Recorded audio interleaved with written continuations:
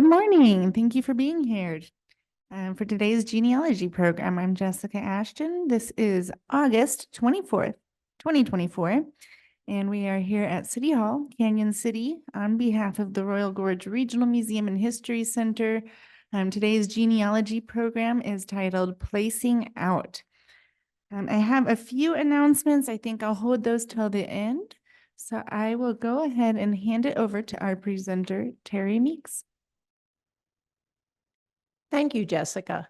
Yes, this morning we're going to talk about placing out, which is a term that most people have not heard. So we're going to delve into what is the origin of that term. First of all, what was placing out? It was essentially a way to take children from tenement structures made, for the most part, in New York City and in Boston. And they were poverty-stricken children, for the most part, making do and living on the streets. And they wanted to place them in private homes rather than in institutions. And that's where the origin of the term comes. Placing in was putting children in institutions. Placing out was providing private homes and families for them.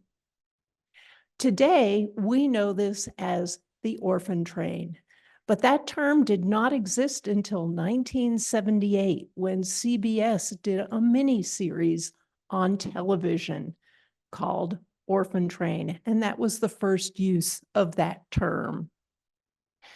The idea of placing children in private families started in Europe. In the colonial times, they even had a system of transportation. They would transport children in the locality of London from their slum or tenement conditions into a private family, or even send them overseas to the United States and Canada.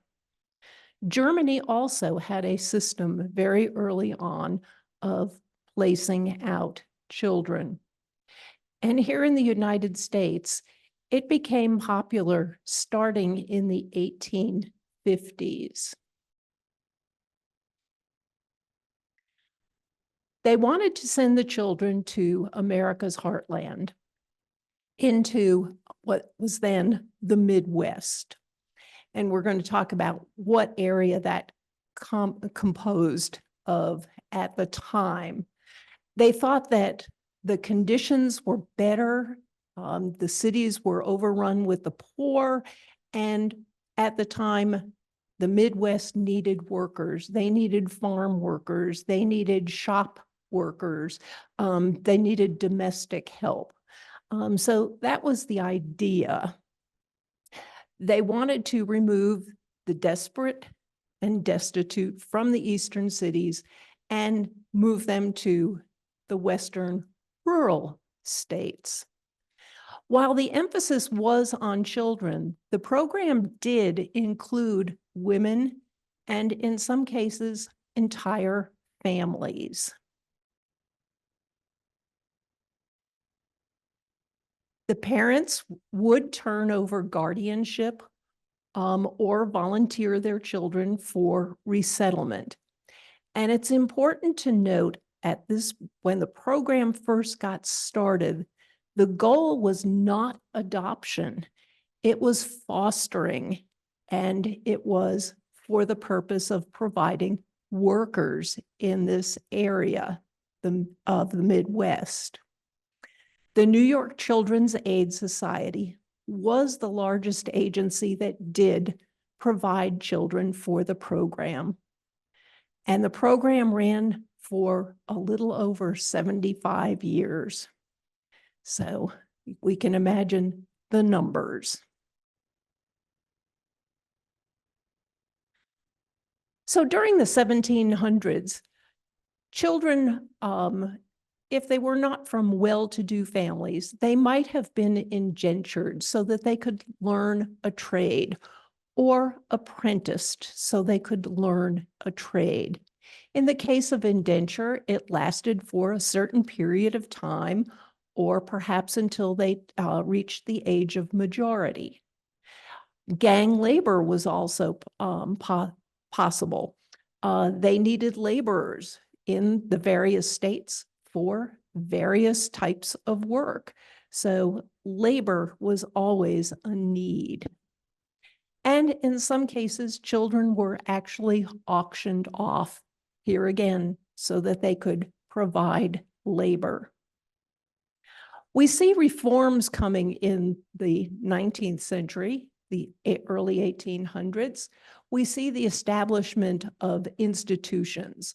We have orphan asylums, poorhouses, almshouses, and industrial schools to address the poverty as well as the situation with children.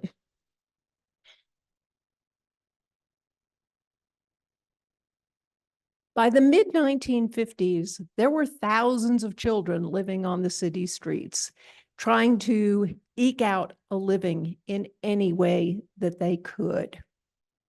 We did have westward expansion and immigration at this particular time, which contributed to the overcrowding. So, as I've mentioned, the children were needed for labor in those rural areas, whether it be farm or in some sort of business or a household. Here's a picture probably from the early 1900s, not the 1850s or 60s, but we do see, and this is a particular case where it's just boys, but we see a great number of them playing in an alleyway in a tenement settlement in the city.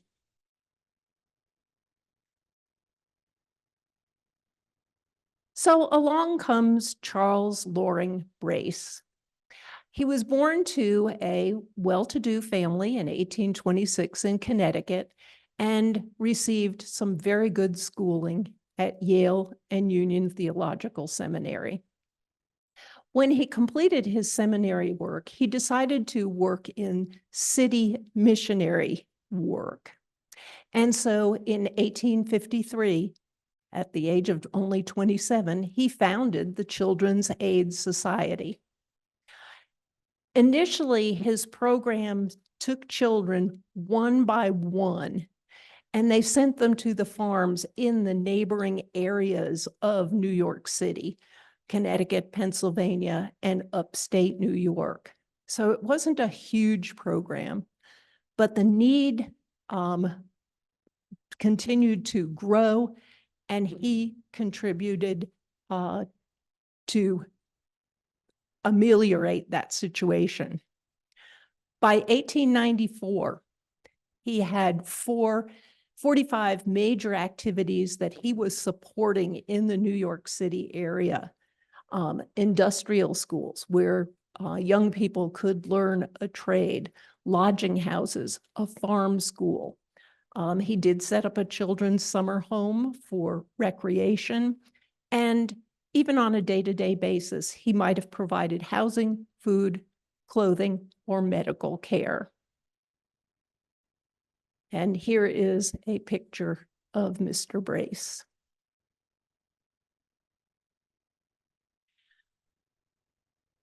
Mr. Brace's organization was established primarily for Protestant children as well as women and perhaps families. The Midwest was settled primarily by Protestants at the time. So the Catholic Church at the time, also by the 1870s, was afraid that the children might be converted away from Catholicism. So in 1863, they organized what was called the Catholic Protectory of New York. And it was to ensure that Catholic children received the education in the catechism and remained members of the church. In 1869, the New York Foundling Hospital was founded. by the Sisters of Charity. It was primarily a Catholic organization. And as part of this program, they sent infants and toddlers to prearranged homes from 1875 to 1914, a shorter period of time.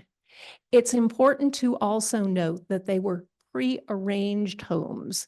They had found families that were willing to take in children, and on a one-by-one basis, the children were matched with families. We mentioned that they were toddlers. They were 2 years old and under. And the idea for placing out these children was to put them in homes rather than keeping them in institutions. Illness, typhoid, diphtheria, just plain flu, went rampant through these institutions, and the infant mortality rate was huge. And they thought by sending the children to the countryside that their chances were better. They did, since it was a Catholic organization, they did try to find homes in Catholic communities. Each child was matched with a specific family prior to being put on a train. And in this particular case, rather than work or fostering, adoption was the focus. In some cases, large groups of children, I think the largest was the 300, were sent out in the care of numerous aides on trains to their destinations. By the 1890s, the emphasis had shifted, and they no longer needed laborers. So they were placing the younger children in what they determined to be good homes. And rather than looking for employers, they were looking for families where children could be adopted. The overall goal in terms of the cities as well as the organizations was to remove children from the streets. From the city's point of view, they were relieved that these children were being pulled away and sent out to the countryside because it meant that they didn't have to care for them any longer. Hopefully, it would give children an opportunity for learning a trade, self-improvement, a more healthful environment, and it would satisfy the labor needs of the West, while especially ensuring that the children would grow up to be good Christian workers. There was a religious overtone to all of these programs. The West. In 1850, you have to realize that the West was the Northwest Territory. We're talking about Ohio, Indiana, Illinois, Michigan, and that's where some of the first children were sent. This is prior to the Homestead Act in 1862. So we're still sending children primarily east of the Mississippi. Once that Homestead Act occurred, then we are sending children west of the Mississippi. People were emigrating from the cities to these newly opened territories, and they needed that farm labor and that household help. With the development of the railroads, the migration became even greater, and the railroads were one of the chief transportation method for getting the children from the cities in the East Coast to those Midwest and Western cities.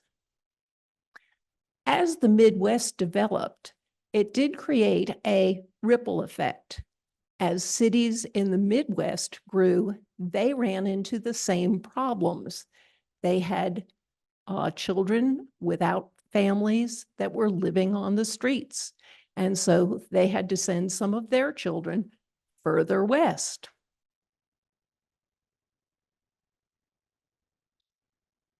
There are many agencies that contributed to the program, but there are 4 major agencies in New York and in Boston.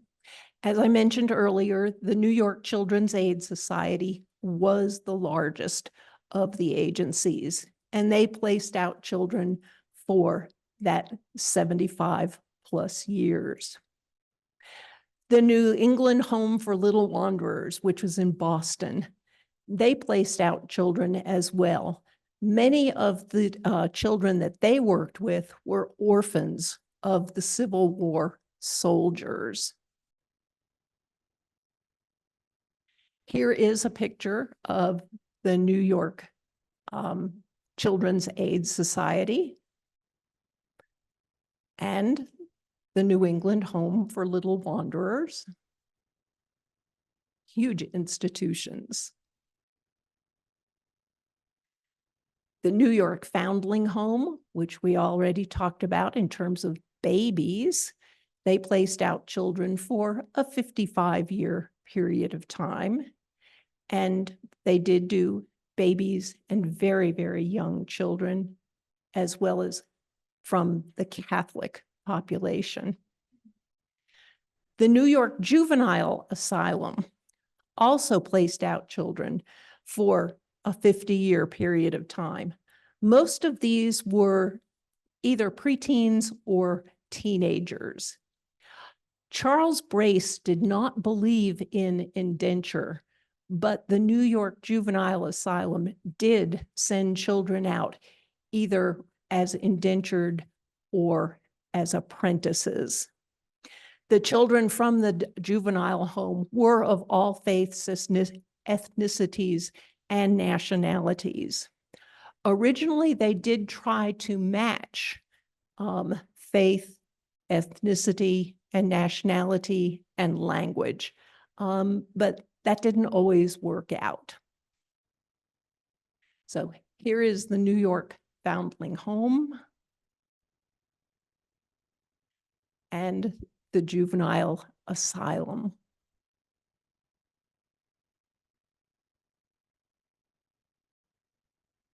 So for the New York Children's Aid Society, how were the children selected?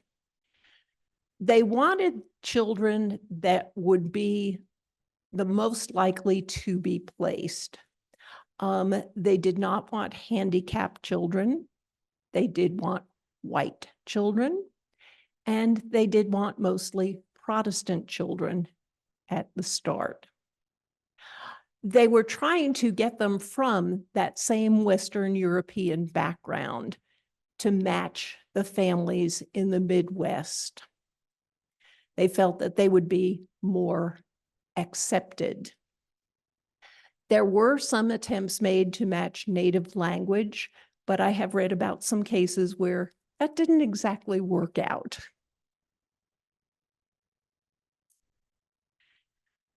How did they choose the sponsors, the fostering families? The children were put on trains.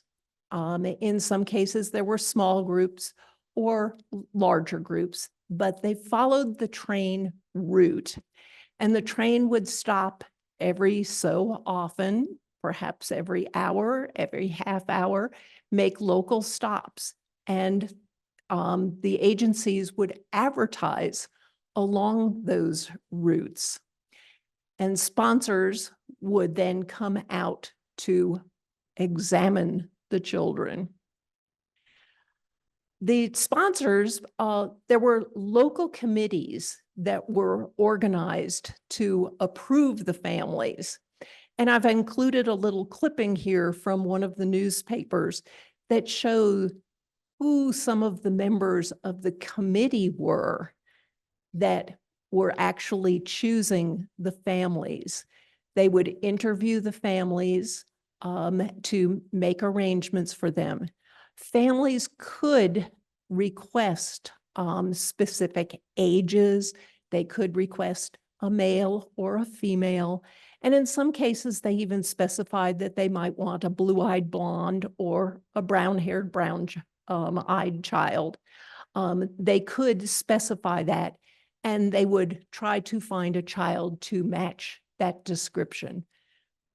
So each child was given, actually each parent was given a card stating what their obligations to the child were, as well as what the child was responsible to provide to them. They had to provide a good home with meals, satisfactory meals, and it was not to be slave labor.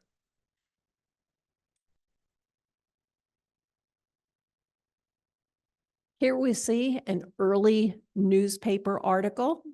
The Children's Aid Society has determined, though the effort is somewhat out of its usual field, to attempt during this season to connect this supply and demand, the supply of children with the worker demand. To do this and to aid those thousands of poor girls, the West must also lend a hand. They must not expect well-trained servants in these girls, as they are not accustomed to house labor. Still, they are willing and able to learn and only need patience and kindness. Every allowance should be made for mistakes and delays in the beginning of such an enterprise.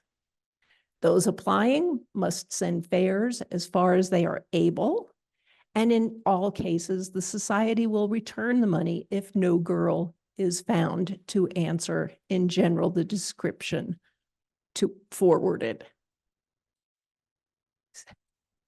So we see articles of that nature, and here are a couple of the advertisements that actually appeared along the route. When thinking in terms of genealogy, we think in terms of the children themselves, their adoptive families.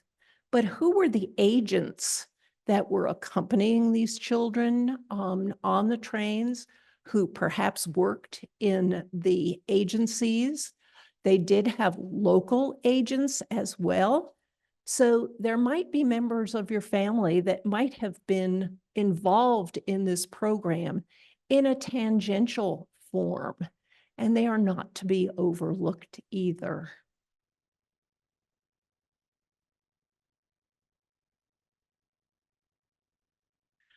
Another advertisement from Troy, Missouri, announcing that a train is coming and that homes are wanted for children. Here we also, as late as 1917, we're getting an advertisement, 15 orphans from New York will arrive here Friday. And it goes on to talk about who the society is sending, who the people are that are going to be welcoming these families or children, and who is the agent for. Most of the trains left from Grand Central Station in New York City. The children were actually dressed in new clothing. That's not to say brand new clothing. It is new clothing to them. And they were usually sent in groups of 5 to 30. They would be accompanied by an agent, and each child would have some form of identification card. And here is, for example, one of those identification cards we've got Edward Hoyt, who's an 8-year-old, and he's going to be living with the family of J. Irving Spence.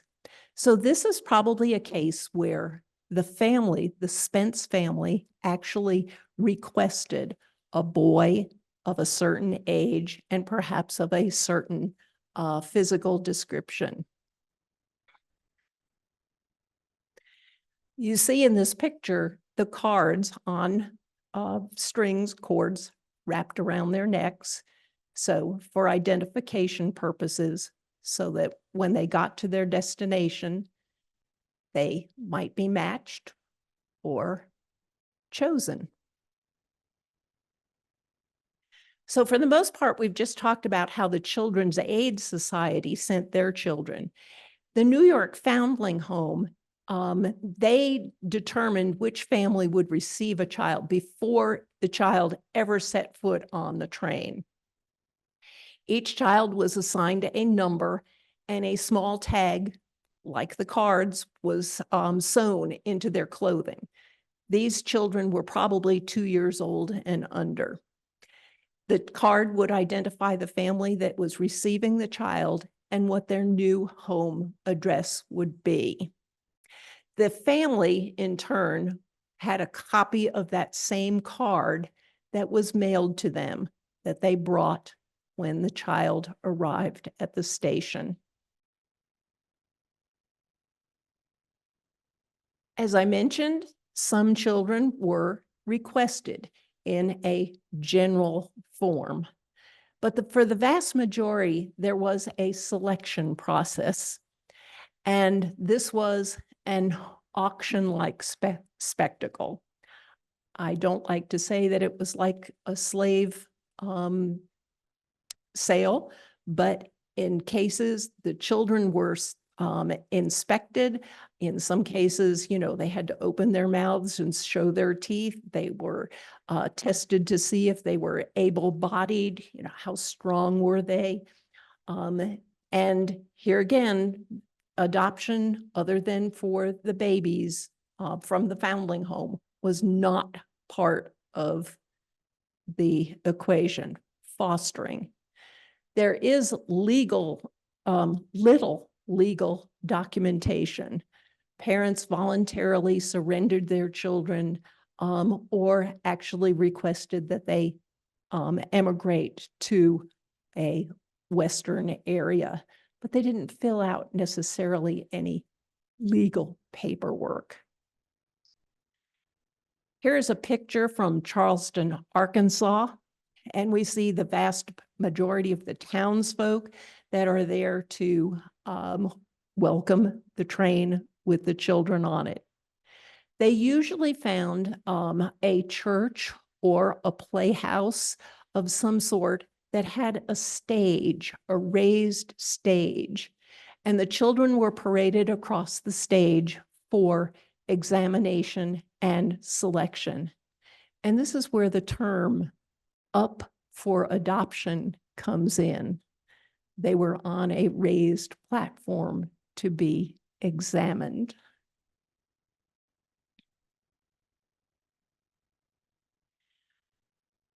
So here we see a couple of newspaper articles. Mr. Tracy, agent of the Children's Aid Society of New York, distributed 10 boys and 3 girls at Warren on Thursday of last week.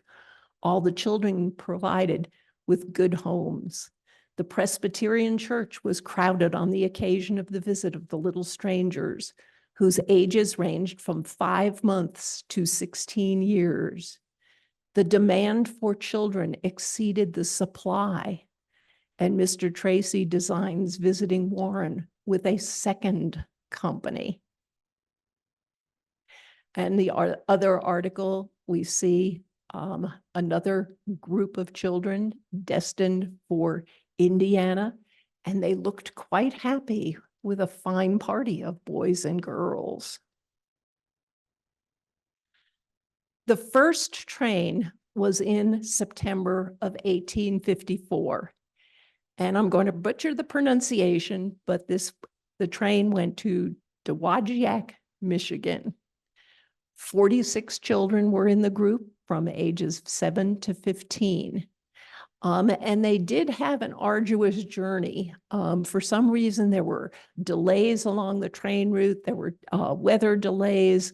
There were all kinds of problems. So they wound up taking 2 train rides, 2 boat rides, but all the children were placed when they got there. The drawing is a mural in the town of Dowagiac.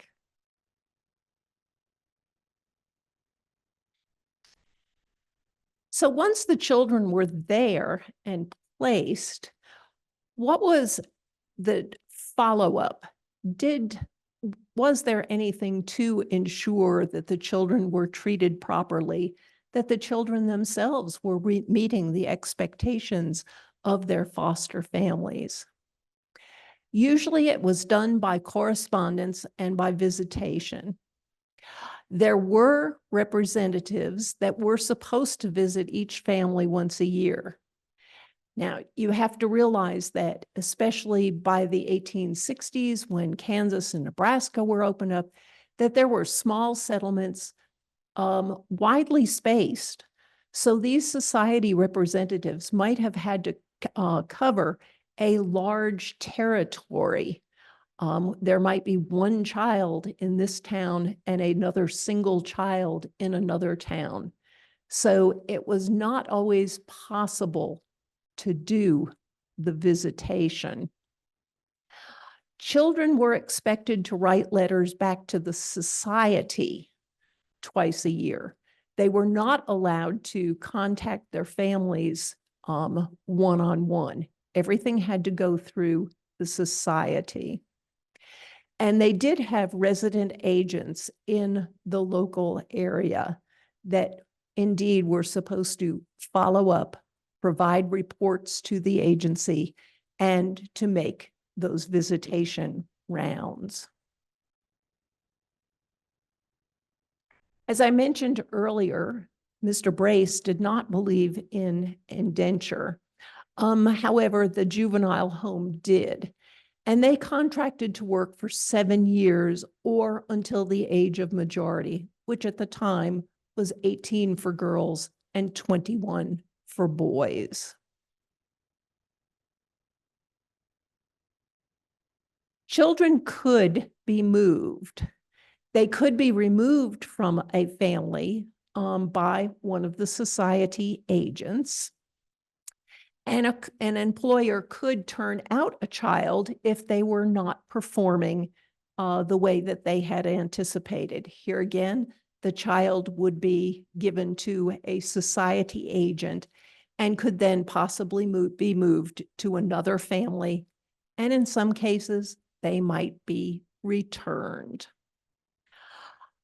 There was a good deal of problem with the older boys. They wanted to be paid for their labor. And some of them simply left in order to find some kind of a paying job, employment. On the other side of the fence, these children they were an extra mouth to feed. And you have to realize that many of these children, they came from tenement living, where they had to scratch a living for themselves. So they were not the prim, I don't want to say sophisticated. They weren't the orderly children that these families might have expected. So in some cases, the arrangements did not work out. There are success stories, though, too. Here is one from 1903 where John Megan is returned. He's the New York waif who was taken from his own native state and transplanted on Kansas soil and failed to grow in the direction it was hoped he would grow. Megan was arrested several weeks ago and confessed that he had stolen a gold watch and chain from the people with whom he was making his home. Sentence was deferred until the society which sent him there could be communicated with, as the county attorney and others considered that New York should take care of its own criminals and not send them to Kansas for this state to look after. So that was one point of contention. There were individual complaints from the start. But by the 1870s, we started seeing some more general complaints, just like the one we've seen. They were sending undesirable children. Well, these children, they were trying to help them. They were from disadvantaged situations. They were doing everything that they could just to feed themselves or to help feed other members of the family.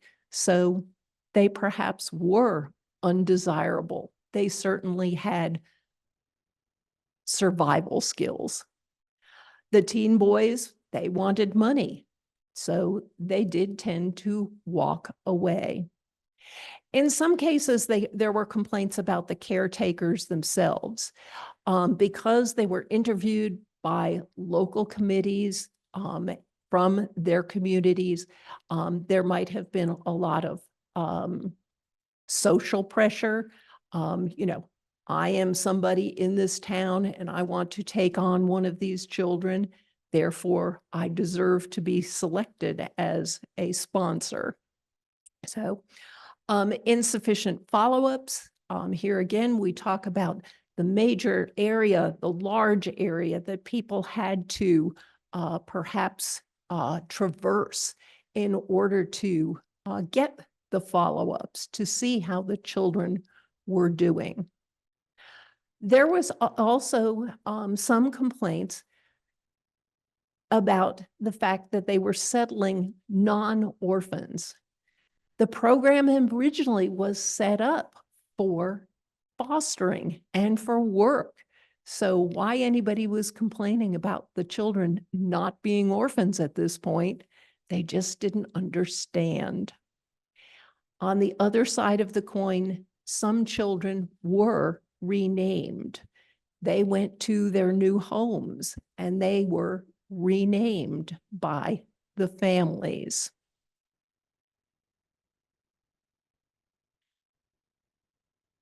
While the initial idea was to match religious and ethnic heritage, in many cases, they were not able to fulfill that request.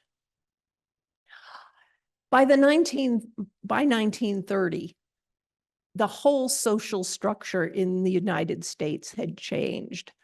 The social sciences had developed. There were social workers now. There were settlement houses. There were still the institutions for children. But they decided that the separation of children from their families should be avoided at all cost. Child labor laws were being instituted, and therefore they were depriving families of the income that a child might have, thus contributing to the situation, but they still felt that there were now more welfare programs that could work with these young people.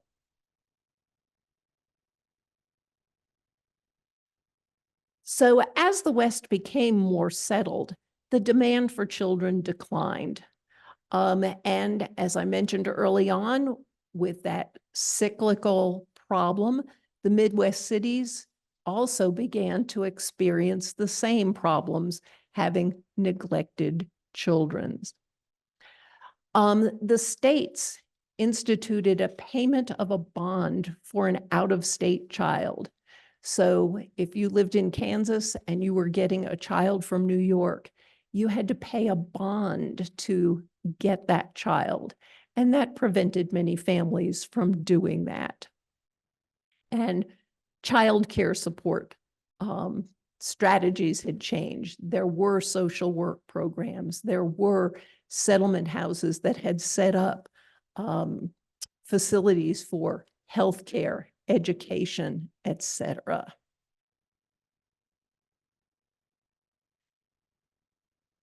A little more than 200,000 children were sent in this program. There were also thousands of women, and there were also men and couples sent. Many had volunteered for immigration, and kept in touch with their family, either through the agency or just by sending letters. Children were sent, or people were sent to 45 states, as well as Canada and Mexico. So we see the extent of this program. So how do we find out information about the children, the sponsors, and others? I guess the very first thing to say is it's extremely difficult.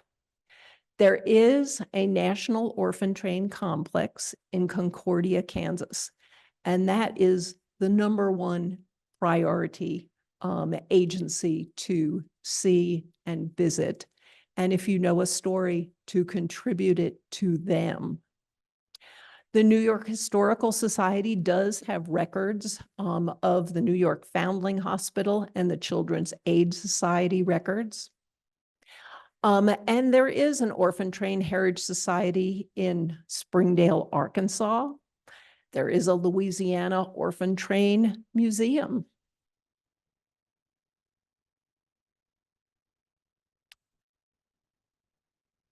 I guess the best thing to do is look in the local community where your people might have lived. If you have heard a story that someone in the family adopted a child from an orphan train, or someone participated, there are many, many newspaper articles.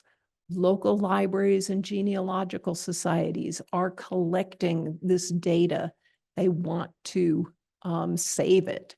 Most of these children have already passed away. So there's no one left to actually give firsthand accounts at this point.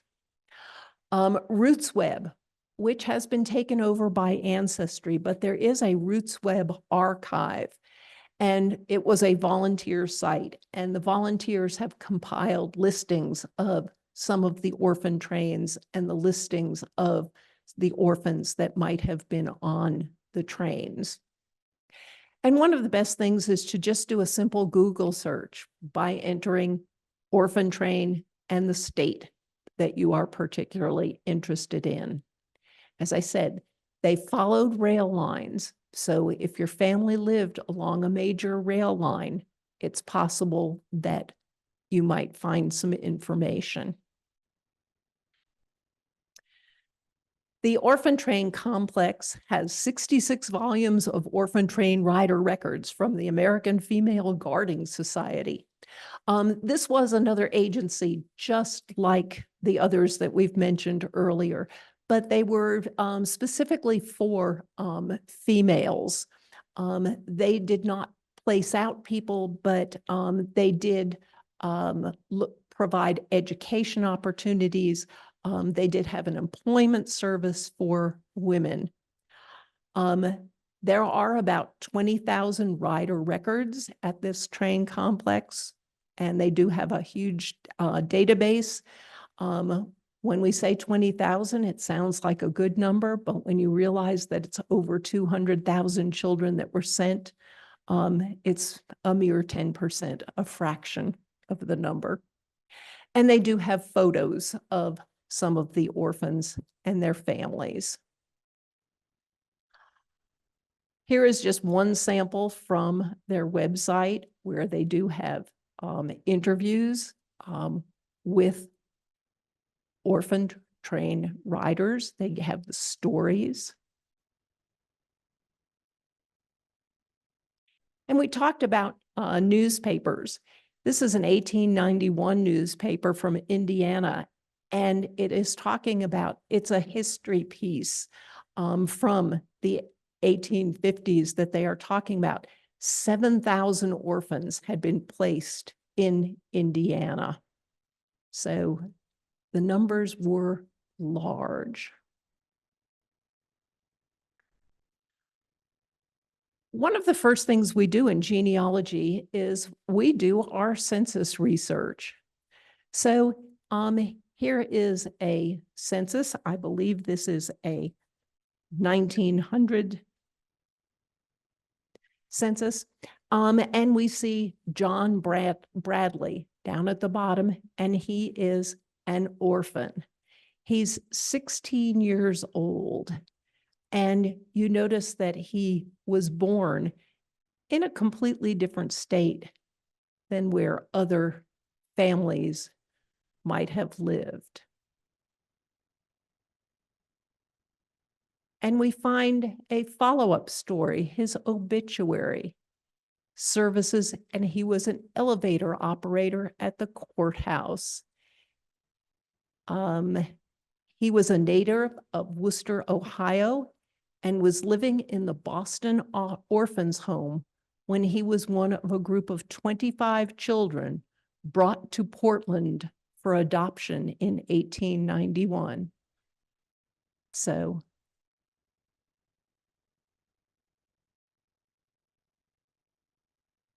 here's another newspaper article from Missouri.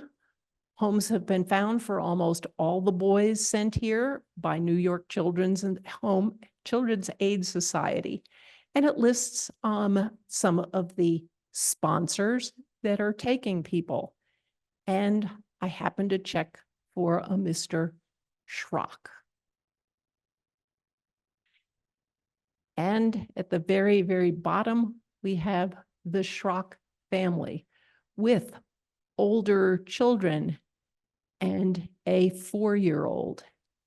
And we notice that this child has been renamed, whether she was formally adopted. I don't know, but her name is Schrock, and she's been given the same heritage as the other members of the family. It says now that she was born in Missouri, and that her parents were from Indiana and Ohio. So more stuff to look for. Here is a 1901. And we talk about whether the children, if there was more than one, were they allowed to stay in the same family or were they separated? And this article gives us the clue that in some cases, the children were actually separated. We have the listing of potential sponsors for these children.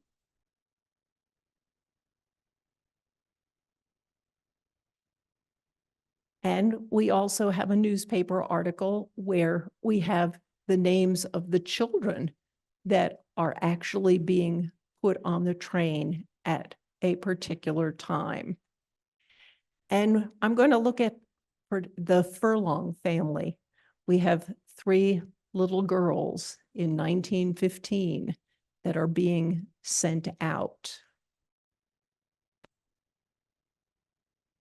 Here they are earlier in the year in the 1915 census, Earl, Josephine, and Isabel. And there's still even a younger child, Mabel, but they're with their parents. By 1920, we find Josephine and Isabel, and they are actually listed as adoptive daughters, and their name has been changed to Wisdom. It does give their actual birth information or the state in which they were born. Here's another one that we have listings of the children by name. We have Peter, William, and Raymond Conklin, 3 nice brothers. So where we saw that the 2 of the Furlong children were kept together, in this particular case, we're going to see that Raymond, who was the youngest, first we see them in their family, the 3 brothers. And then we see that William is an orphan in the Orendorff home, and he's living in Wilson County, Kansas. His brother Pete is 14, living with a different family in Drummond County, Kansas. And finally, we see the baby Raymond, who's with the Harlow family. And he's living in Montgomery County, Kansas. So the three brothers were separated, and we don't know whether they ever were in touch with one another. We also see that Pete Conklin is one of those where he was living with the Noakes family originally. 5 years later, he is with the Young family. So children did move around.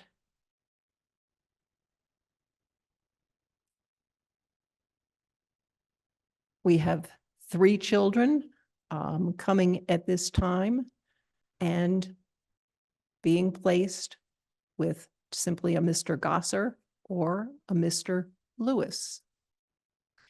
So there are clues in the newspapers that you can follow to try and find, or if working with the census, first, go back and enter that person's name in the newspapers chronicling America to see if you can find the background story. These are some of the Roots Web volunteer collections that are available on the internet. Here are orphan train riders to Arkansas, to Iowa. And here's the M's for Iowa and where they wound up and who they were taken in by. The riders to Nebraska.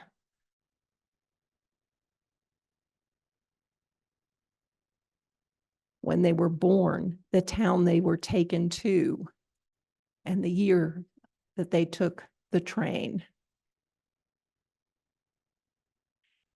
These are Texas, and they are more narrative in nature. They have tried to do some additional research to find out in the long run what happened to these children.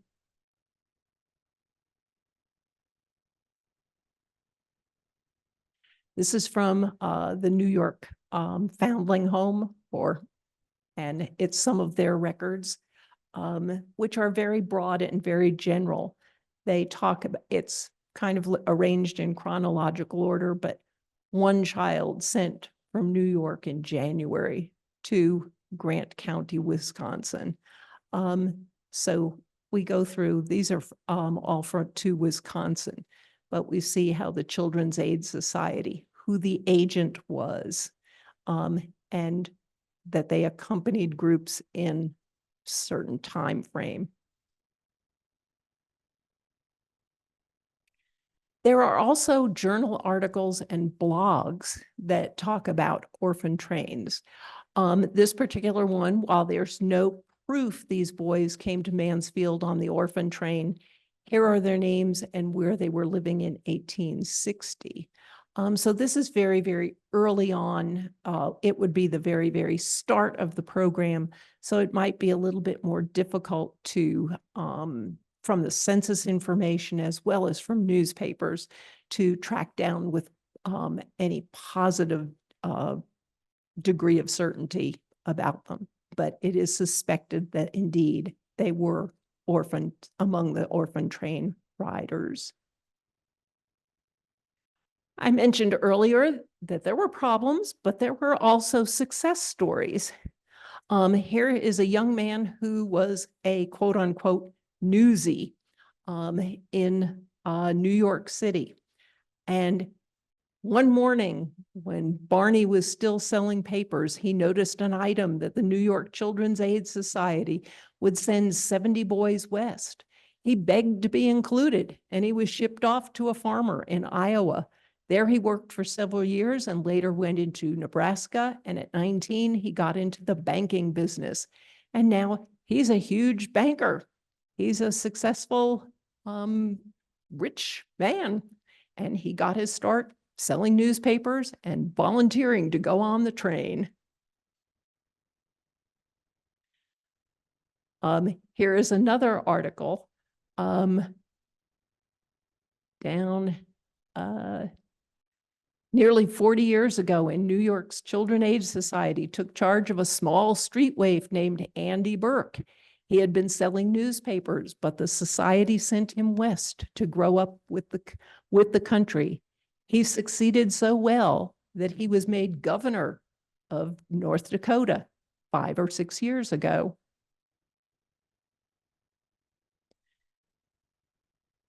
Governor Brady, John Brady, was also the governor of Alaska, and he too was a orphan and foundling sent on an orphan train, taken from an almshouse and placed in the custody of the Children's Aid Society, which educated him and placed him on the road to fame and fortune.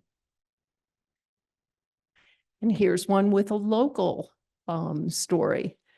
The story of John H. White, whose picture appeared on the caption, "One of our orphan boys placed in the home of Middle West 30 years ago at the age of 10 years.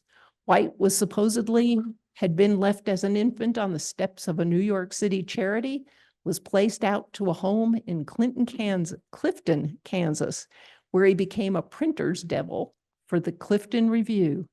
Newspaper work became his career, and by 1902, he was the manager of the Victor, Colorado Daily Record, where he incidentally became the mentor for the fledgling reporter Lowell Thomas. Some good company there. And here's a case where the mayor of Kansas City, Mr. Bugby, was one of the agents for the society. And one of the waifs went on to become the mayor of Kansas City. There is also a Facebook group for descendants of the orphan trains. So there might be a possible connection for you there as well. It's also important to realize we talked about the 4 major agencies that sent children out, but there were other agencies. Here is one in particular for the Hebrew Settling Guardian Society, and they were placing out children as well. And they had rules for the applicants. So we are looking today at the orphan trains, the orphans themselves, the families that might have adopted them. But think outside of the normal parameters for these people and think about perhaps the agents that might have been living locally that reported back to these major societies, the agents that actually rode the trains with the responsibility of caring for these children as they went across. And hopefully you may be able to find some of your own family that might have been involved with orphan trains. Thank you so much, Terri. As always, that was just fantastic. So much good information to unpack there. I just can't help but think of the bravery of these young people and then the men and women that you mentioned too. And just even though if they had been living on the streets and they're, ultimately ending up in a better situation, they're still leaving what they know into a really great unknown. And think about the parents too that released their children, thinking that, I may never see this child again, but I'm hoping that there's a better life for them. Yeah, absolutely. Absolutely. So one thing I did want to touch on real quick that you mentioned in there, you'd given us a good list of repositories that collect this kind of information. And just to reiterate, as you already mentioned, the importance of sharing those stories. If you have them in this digital age, we tend to think it's easy to just find everything on the internet, and it's not. And so it's important in our own genealogy as we do research to get those resources in place where someone else can look them up. So thank you. A couple quick announcements. The museum will be closed August 31st for this Labor Day holiday. And then, of course, our next month, September's genealogy program will be September 14th. Same as usual, go to canyoncity.org/museum to register. When the Black Sheep Was a You. That title made me laugh. And then just one more quick thing, in September, we have the annual Friends of the Museum movie night coming up. So it's the 26th and 27th of September. It's a $4 suggested donation. And the first night on the 26th, we'll be showing Stagecoach, the 1939 John Wayne movie. And then on the 27th will be the 1957 film Saddle the Wind. Thank you, and we hope to see you next time.